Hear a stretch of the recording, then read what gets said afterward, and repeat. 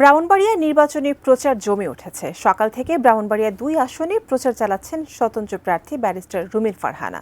সরাইল উপজেলার শাহবাজপুর থেকে বিস্তারিত জানিয়েছেন পূর্বাঞ্চলীয় ব্যুরো প্রধান পীযূষ কান্তি আচার্য। আপনাকে আমি এখন আছি ব্রাহ্মণবাড়িয়ার সরাইল উপজেলার শাহবাজপুরের এই মেরাতলি এলাকায়। এখানে কিন্তু ব্যারিস্টার রুমিন ফারহানার একটি নির্বাচনী প্রচারণা চলছে।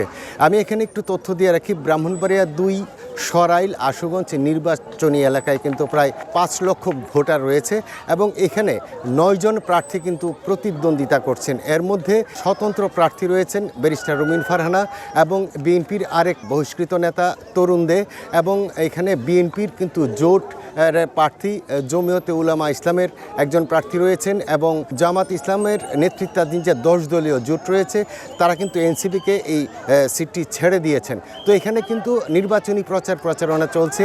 কিছুক্ষণ আগে ব্যারিস্টার রুমিন ফারহানা তার সমর্থকদের বলেছেন আগামী ১২ ফেব্রুয়ারি যেন ফজরের নামাজ পড়েই ভোট দিতে যান এবং কেন্দ্র পাহারা দেওয়ার জন্য কিন্তু তিনি বলেছেন, এবং তিনি আজ বিকাল ৪:৩০ থেকে তার নির্বাচনী প্রচারণা শুরু করেছেন।